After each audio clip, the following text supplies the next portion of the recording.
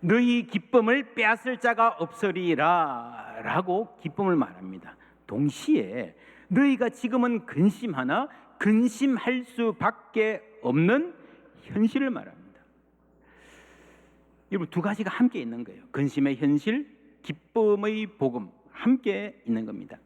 이번에 소그룹들 가운데 책 나눔 하는 게 두 클래스가 있습니다. 하나는 회복 달력성이라는 클래스, 이미야 근사님 인도하실 거고요. 또 하나는 멀지만 가야 할 길, 스카펙, 아주 유명한 책이죠. 정대진 목사님 인도하실 것입니다. 이 책, 스카펙의 책의 맨 첫 번째 문장이 Life is difficult. 삶은 힘듭니다. 방금 소개한 영화에서 Life is beautiful 그랬죠. 이 책에서 Life is difficult 그랬습니다. 충돌하네? 뭐가 맞네? 이러면 성경은요, 둘 다를 말합니다. 어려운 일이 없어서 아름다운 게 아니라는 거죠. 삶은 힘듭니다. 이것은 위대한 진리, 가장 위대한 진리 중 하나입니다. 이 말이 위대한 이유는 우리가 이 진리를 제대로 안다면 우리가 그것을 넘어설 수 있기 때문입니다. 삶이 힘들다는 것을 우리가 안다면, 우리가 제대로 이해하고 받아들인다면 삶은 더 이상 힘들지 않을 것입니다. 삶이 힘든다는 사실을 받아들이기만 한다면 그것이 문제가 되지 않기 때문입니다. 여러분, 고통으로부터 면제된 삶이 있을까요? 평생 아무런 역경, 근심 없이 사는 사람이 있을까요? 현대인들은 옛날 사람, 옛날 아니라 3, 40년 전만 비교해도요, 살기 좋아졌습니다. 밥 굶는 사람 거의 없잖아요. 웬만큼 여유 있게 살잖아요. 그런데요, 우리는 더욱더 옛날보다 더 많이 우울해하고 불안해하고, 역경이 다가오면 훨씬 더 현대인들은 쉽게 무너집니다. 왜 그럴까요? 현대인들은 자신들이 늘 행복할 수 있는 권리가 있는 사람인 것으로 착각하기 때문입니다. 인류 사회는 오랫동안 고통과 근심은 정상적인 삶의 일부다라는 삶의 지혜를 갖고 살아왔습니다. 현대의 문화는 그 지혜를 밀어내는 특징이 있습니다. 경제성장과 그에 따른 매스미디어, 상업주의 문화의 탓이 큽니다. 여러분, TV 광고를 보세요. 이 제품을 사면, 이 냉장고를 사면, 이 자동차를 사면, 그죠? 이런 집을 사서 살면 완전한 행복이 올 것이다처럼 약속하는 그런 메시지들에 우리가 둘러싸여 살고 있습니다. 벌써 꽤 오래전인데요, 그런 광고가 있었습니다. 사무실 책상에서 서류를 보던 한 미남 배우가 갑자기 사무실 창문을 열고 내다봅니다. 비가 내리고 있습니다. 창문을 열고 손을 내밀어서 빗방울을 가늠해 보던 그가 차 안으로 달려갑니다. 역시 비가 내리고 있습니다. 그 비를 뚫고 아름다운 여인이 달려옵니다. 둘이 함께 차를 타고 나가는 한적한 교회길. 이제 언제 비가 왔느냐 싶게 화창하게 날이 개요. 창문을 열고 손을 뻗으니 산들거리는 바람이 느껴지고 미소를 지은 이 젊은이가 하는 말, 그때 들리는 말이요, 열심히 일한 당신 떠나라. 좀 기억하십니까? 한국 광고 역사상 최고의 히트작 중 하나입니다. 열심히 일한 당신 떠나라. 그래, 나는 떠날 권리, 즐길 권리, 행복할 권리가 있어라고 말하고 싶은 현대인의 잠재적 욕망을 잘 터치했기 때문에 성공한 겁니다. 근데요, 문제는 그렇게 믿고 있는데 그게 생각보다 안 될 때가 많다는 거예요. 여행 떠나고 싶은데 직장에 어려운 일이 생긴다든지, 열심히 일하고 싶은데 일할 직장이 없어진다든지, 함께 여행을 떠날 사람이 갑자기 아프다든지. 그렇죠. 인생에는 수없이 많은 장애물이 있습니다. 이 광고에 나왔던 매력적인 여배우가 얼마 후에 암에 걸려서 30대에 세상을 떠났습니다.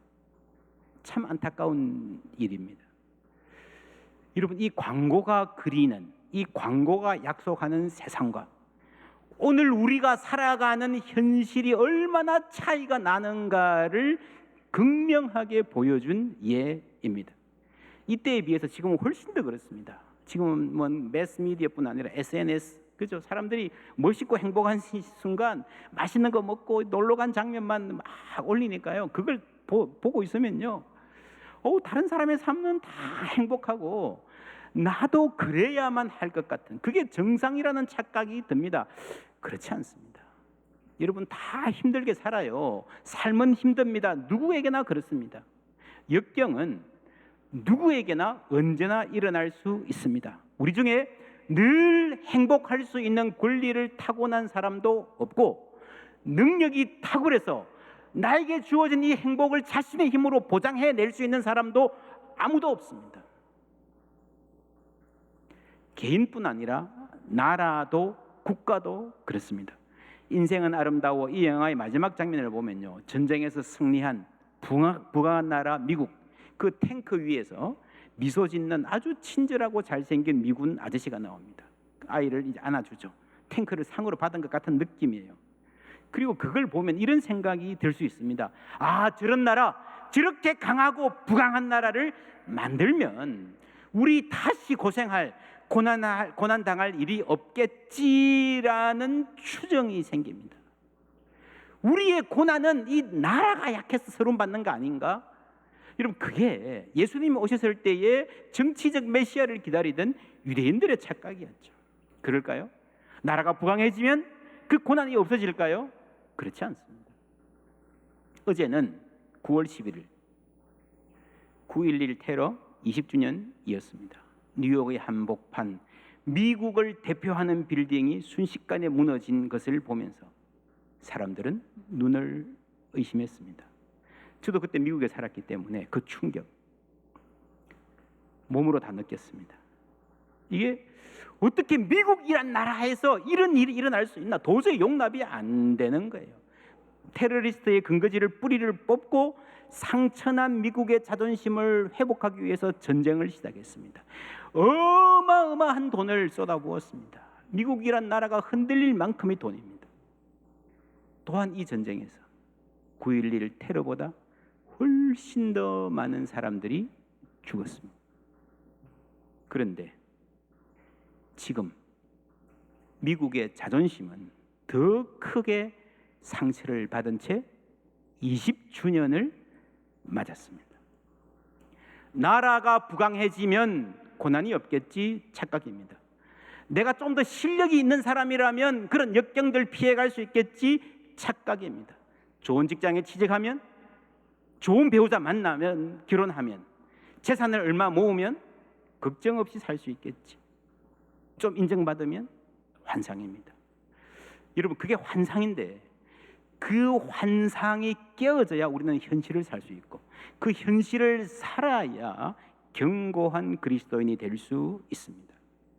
개인적으로 어려운 일을 당하면 우리는 어떻게 반응합니까? Why me? 김동호 목사님이 몇 해 전에 암에 걸리셔서 고통 가운데 실험하면서 질문하셨다고 합니다. Why me? 왜 나에게 이런 일이 일어나지? 왜 나에게 이런 일이 일어나야 합니까? 항변했습니다. 이런 목회하면서요, 아픈 사람들, 암 걸린 분들, 기가 막힌 고난을 당하는 분들을 얼마나 많이 봤겠습니까?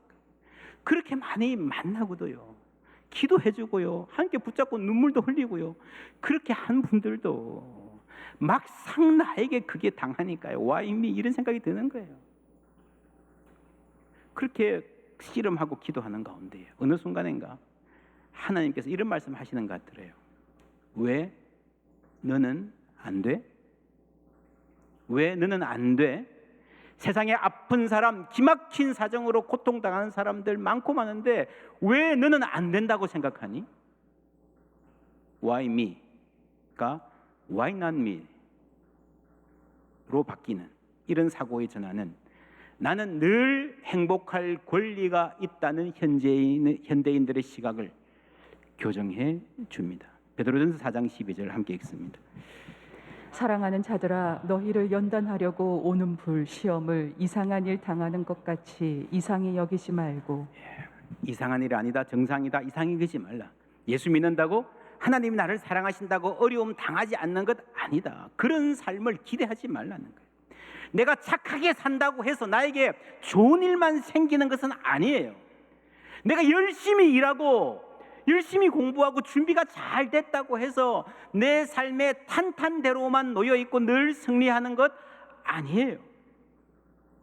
누구나 삶에 어려운 일 당합니다. 이해가 안 되는 어려운 일. 그러니 여러분 울어도 됩니다.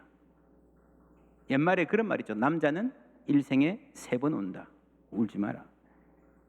부모님 돌아가셨냐? 왜 우냐? 여러분 울지 않는 강한 사람을 지향하지만 사실은요, 울어야 할 때에 울지 못하면 그게 억압이 되어서 사람은 더 약해지게 되어 있습니다. 그래서 평소에 강해 보이던 사람들이, 강한 척 하던 사람들이 막상 역경을 당하면 의외로 쉽게 무너지는 거예요. 풀은 그대로 일어나는데 아람들이 나무는 쉽게 쓰러지는 거예요. 놀랍지 않습니까? 큰 소리 치는 사람들이 사실은 더 약한 거예요.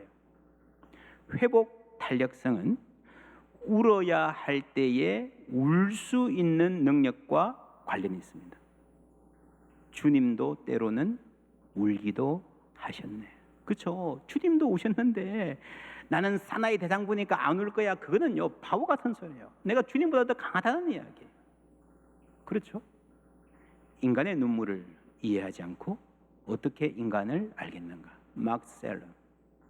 눈물이 사라져간다는 것은 사랑만이 아니라 참회의 문화도 사라져가는 것이며, 눈물을 잃었다는 것은 인간성을 잃었다는 것이다. 이어령 박사. 우리 교회 기도 제목 중 하나, 간절한 기도 제목 중 하나가 아무도 혼자 울지 않는 교회입니다. 무슨 말입니까? 울어도 괜찮다는 말입니다. 여러분 어른도 괜찮습니다. 남자도 울어도 괜찮습니다. 목사도 장로도 울어도 괜찮습니다. 우리 다 약한 사람들 아닙니까? 그거를 부인하는 게 어리석은 거예요. 울지 마, 울긴 왜 울어? 바보처럼 울긴 왜 울어? 울면 바보인가요? 아니에요. 참지 마, 참긴 왜 참어? 바보처럼 참긴 왜 참어? 그렇게 바꿔야 됩니다. 참으면 바보입니다. 뭐 성질 나는 대로 참 막 화내고 마음대로 이게 아니고요. 울고 싶을 때 억압하지 말라는 말입니다. 아무도 혼자 울지 않는 교회는 내가 당장 문제를 해결해 주지 못해도 함께 울어줄 수 있는, 우는 사람 옆에 함께 있을 수 있는, 울 수밖에 없는 그 연약함을 우리가 함께 끌어안는 그런 교회가 되자는 소망입니다. 이 교회 안에서 우리 개인도 우리 가정도 더 견고한 따뜻한 사람이 되어갈 줄 믿습니다. 데살로니가전서 말씀 함께 읽습니다. 형제들아, 자는 자들에 관하여는 너희가 알지 못함을 우리가 원하지 아니하노니 이는 소망 없는 다른 이와 같이 슬퍼하지 않게 하려 함이라. 아멘. 장례식 때 우리가 이런 말 자주 하는데, 이 말을 잘못 읽으면 슬퍼하지 말라. 어려운 일 겪어도 아무런 일 없는 것처럼 눈물 흘리지 말라로 읽는데 그렇지 않습니다. 이 말의 본래 뜻은 슬퍼하라, 그러나 소망 없는 이들과 같이 슬퍼하지는 말라는 말입니다. 왜 그런지 요한복음 16장에서 예수님 상세히 쉽게 가르쳐 주십니다. 지금 우리가 당하는 이 고난은 산고, 산통이다. 아이를 낳기 위한 통증이라는 거죠. 힘들지만 이 진통을 거쳐서, 이 어려운 시간을, hard time을 거쳐서 새로운 생명이 탄생될 것이다. 기뻐할 것이다. 그러니 오늘도 소망이 있는 거예요. 그것이 예수님의 십자가의 고난이었고, 우리도 그 고난 안에서 생명을 얻고 삶의 길을 찾는다는 것입니다. Life is beautiful. 이 영화를 저는 1999년 봄에 보았습니다. 제가 미국 간지 2년째 되던, 이제 해수로 3년째 되던 해였습니다. 저희 가정에 참 힘든 시절이었습니다. 근심 걱정에 눌려 있을 때에 앞날을 생각하면 눈물이 나고 캄캄해지던 때였습니다. 그 잔인한 3월의 어느 날, 답답한 마음에 당시에 제가 다니는 학교에 이제 새로 생긴 아주 멋진 북스토어, 그 서점과 커피숍이 있었어요. 커피 한잔 하러 가자 해서 갔는데요. 그날 가보니까 그 서점 옆에 극장이 있는 거예요. 그전에는 이게 평생 다니면서도 극장이 있는지도 몰랐습니다. 뭐 바쁜 생활에 그 뭐 여유도 없고 관심도 없고요. 처음에 미국 가가지고는 뭐 영화 보러 가도 잘 안 들리니까, 그죠? 그 영화 볼 계획이 전혀 없었습니다. 거기에 극장이 있는지도 몰랐고 그날 거기서 무슨 영화를 하는지도 몰랐어요. 그냥 들어간 거예요. 뭐 기분도 그렇고 하니까 나도 모르게 우리도 모르게 그냥 극장으로 걸어 들어갔습니다. 그때 이 영화를 하는 거예요. 그 이후에 저희 부부는 인생에서 가장 감명 깊었던 영화가 무엇이냐고 물으면 둘 다 조금도 주저하지 않고 Life is beautiful, 인생은 아름다워 라고 말하게 되었습니다. 요즘 말로 인생 영화가 된 거죠. 깊은 근심 가운데 그 영화관에 들어갔는데 캄캄한 극장에서 나와서 마주한 3월의 햇살이 얼마나 찬란하고 아름다워 보였는지 모릅니다.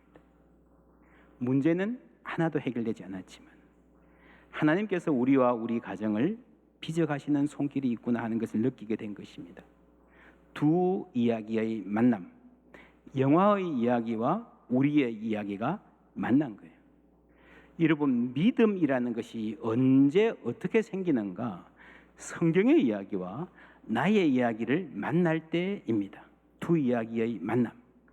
내가 사망의 엄침한 골짜기를 다닐지라도, 뭐 이런 시편을 읽으면서 평소에는 그냥 감흥이 없이 읽다가 오랫동안 준비한 시험에 떨어진 날, 연인과 헤어진 날, 사업이 부도가 나서 하늘이 무너진 것 같은 어느 날, 가족 중에 누가 중병에 걸렸습니다라는 소식을 듣던 날, 오해와 갈등이 쌓이고 쌓여서 도저히 어떻게 해볼 수 없겠다 싶은 그런 어떤 날에 읽은, 내가 사망의 음침한 골짜기를 다닐지라도 해를 두려워하지 않을 것은 주께서 나와 함께 하심이라. 이 말씀이 갑자기 내 이야기로 들리는 경험, 두 이야기의 만남, 그것이 은혜입니다. 이 고민, 이 눈물, 나 혼자인 줄 알았는데 주님이 알고 계시구나, 주님이 동행하시구나, 주님이 어루만져주고 계시는구나. 세상 모든 사람들 가운데에 가장 깊은, 가장 어두운 사망의 골짜기를 경험하신 예수님을 보면서 십자가로 가신 그 이야기, 그 외로운 시간들, 그 찢어지는 마음 생각하면서 이게 내 이야기구나 할 수 있을 때에 세상에서는 너희가 환난을 당하나 담대하라, 내가 세상을 이기었노라. 예수님의 승리가 나의 승리가 되는 것입니다. 두 이야기가 만날 때.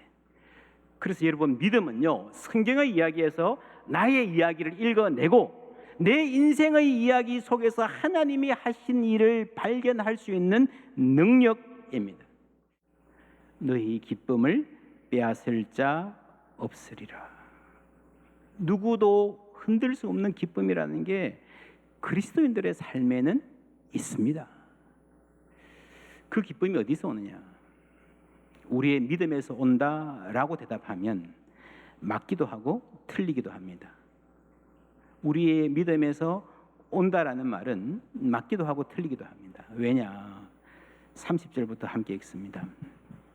우리가 지금에야 주께서 모든 것을 아시고 또 사람의 물음을 기다리시지 않는 줄 아나이다. 이로써 하나님께로부터 나오심을 우리가 믿사옵나이다. 예수께서 대답하시되 이제는 너희가 믿느냐? 보라, 너희가 다 각각 제 곳으로 흩어지고 나를 혼자 둘 때가 오나니 벌써 왔도다. 그러나 내가 혼자 있는 것이 아니라 아버지께서 나와 함께 계시느니라. 아멘. 제자들이요, 이제는 저희가 믿습니다. 이제는 전과 다릅니다. 지금은 우리가 어떤 단계에 도달한 것 같고요, 정말 믿습니다 라고 말했을 때 예수님이 뭐라고 하셨습니까? 이제는 너희가 믿느냐? 그래, 너희들 그 믿음으로 무엇이든 다 할 수 있을 것 같이. 그렇죠, 그럴 때 있죠. 그런데 여러분, 그러고 또 얼마 지나지 않아서 아무것도 할 수 없을 것 같은, 나한테 믿음이라는 게 있었느냐 싶은 그런 날도 오는 거예요. 그렇지 않습니까? 그게 우리고 그게 믿음입니다. 여러분, 믿음은 소중합니다. 그러나 무엇을 믿는가? 너희는 마음에 근심하지 말라. 하나님을 믿으니 또 나를 믿으라. 누굴 믿습니까? 하나님을 믿고 예수님을 믿는 거예요. 우리가 믿는다라고 할 때 빠지기 쉬운 오류는요, 내가 내 믿음을 믿는 겁니다. 때로는 그게 내가 내 느낌, 내가 내 자신감, 내가 내 자존감을 믿는 것일 수도 있습니다. 여러분, 그 누구도 빼앗을 수 없는 기쁨은요, 내 믿음에서 오는 것이 아니라 하나님께로부터 오는 줄 믿습니다. 내 믿음을 믿지 마십시오. 하나님을 믿으십시오. 이렇게 말하면 조금 이해는 어렴풋이 가는데 그걸 어떻게 할 수 있나? 어떻게 우리의 믿음에 대해서 하기 내 믿음이 아니라 하나님이 될 수 있는가? 잘 들으십시오. 하나님께서 하신 일에 대한 감사는 우리의 시선을 하나님께로 돌리게 합니다. 내게로부터 눈을 돌려 주를 보기 시작할 때 주의 일을 보겠네. 할렐루야. 내가 나를 보면요, 사람이 흔들릴 수밖에 없습니다. 여러분, 성경에 이 리질리언스의 모델이 참 많은데 빼놓을 수 없는 사람이 요셉이잖아요. 그 긴 세월 어떻게 무너지지 않을 수 있었을까요? 여러분, 이거는요 단순히 그냥 역경을 이기고 총리가 되었다 성공했다 이게 아니고요. 형제들이 자신을 죽이려 했고 노예로 팔아버렸는데 성실히 일하다가 배신을 당했는데 어떻게 그 원한에 사로잡혀서 자신의 인생을 망치는 사람이 아니라 그렇게 여유 있는 사람으로 남아있을 수 있었을까? 어떻게 냉소적인 악인이 되지 않았을까? 여러분, 신기하지 않습니까? 정말 신기한 일입니다. 사람은 권력 잡으면 복수하잖아요. 어떻게 그럴 수 있을까? 요셉의 말 아시죠? 형님들은 나를 망하게 하려 했지만 하나님은 그것을 선으로 바꾸셨습니다. 내가 형님을 보면요, 내가 상황을 보면요, 다른 사람들을 보면요, 심지어 나의 인격, 나의 자신감, 나의 그릇, 뭐 이런 거 보면요, 여러분, 사람은 인간의 한계를 넘어설 수 없습니다. 그러나 내게로부터 눈을 들어 하나님이 하신 일을 바라보는 시각이 열릴 때요, 우리는 다르게 살 수 있는 거예요. 그렇게 우리의 시각을, 시선을 옮기는 힘이 감사에 있는 것입니다. 우리의 희망은 내가 가진 것, 내 지식, 내 인맥에 있지 않습니다. 그거 믿지 마십시오. 내 건강에도 있지 않습니다. 아직 내가 건강하니까 얼마든지 헤쳐나갈 수 있어. 그렇습니까? 여러분, 든든하십니까? 건강 자신하십니까? 그게 얼마나 쉽게 무너질 수 있는지 잘 아시잖아요. 내 믿음, 미안하지만 그것도요, 내 믿음조차도 그렇게 믿을 게 못 돼요. 나의 믿음이 연약해져도 미리 예비한 힘을 주시며. 할렐루야. 오늘 우리 찬송했죠. 저는 이 찬송 너무 좋아합니다. 나의 믿음이 연약해져도 미리 예비한 힘을 주시며.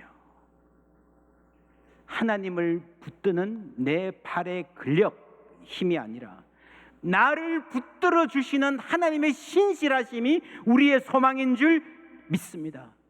세상은 만만치 않습니다. 인생에는 시련이 있습니다. 앞으로도 그럴 것입니다. 식당을 열었어요. 열심히 일했습니다. 처음에 좀 헤맸습니다. 이제는 좀 감을 잡은 것 같아요. 이제 몇 년 더 고생하면 빚 다 갚고 일어설 것 같아요.